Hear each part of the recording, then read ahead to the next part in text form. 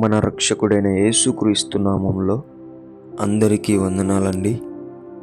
ఈరోజు దేవుని మాటలు కీర్తనల గ్రంథము 9వ అధ్యాయము 1వ వచనము.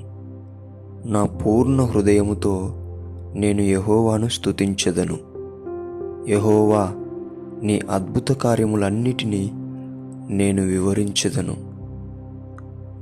దేవుని బిడ్డలారా, దావీదు భక్తుడు దేవునికి హృదయానుసారుడు అవ్వడానికి కారణం ఏంటంటే, ఆయన పూర్ణ హృదయంతో దేవుని స్తుతించేవాడు.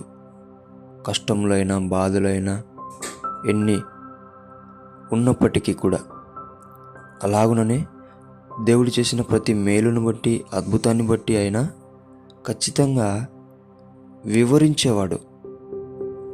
నువ్వు ఒకసారి పరిశీలన చేసుకో. పూర్ణ హృదయంతో దేవుని స్తుతిస్తున్నానా? దేవుడు చేసిన అద్భుతాలను, నా జీవితంలో మేలులను నేను వివరించగలుగుతున్నానా? మనమందరం పరిశీలన చేసుకోవాలా. దేవుని బిడ్డలారా, బాధాకరమైన విషయం ఏంటంటే,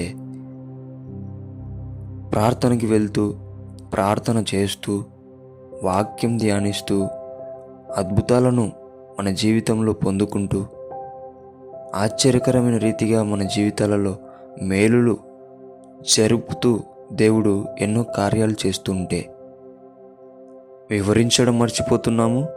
పూర్ణ హృదయంతో దేవుని స్తుతించడం కూడా మనకు రావడం లేదంటే అది చాలా బాధాకరమైన విషయం. అందుకే దేవుని బిడ్డలారా, ప్రయాసపడండి. ఎందు నిమిత్తమో తెలుసా? పూర్ణ హృదయంతో దేవుని స్తుతించడానికి ప్రయాసపడండి. దేవుడు చేసిన అద్భుతాన్ని వివరించడానికి. ఇంకా ఎన్ని రోజులని నువ్వు దేవునికి దూరంగా ఉండగలుగుతావు? పూర్ణ హృదయంతో ఉంటే దావీదులాగా హృదయానుసారుడవైతావు. అందుకే పూర్ణ హృదయంతో నువ్వు దేవుని స్తుతించడం నేర్చుకో.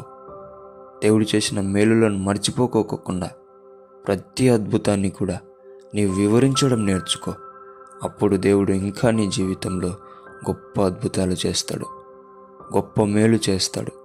ఇంకా నువ్వు దేవునికి చాలా దగ్గరవుతావు.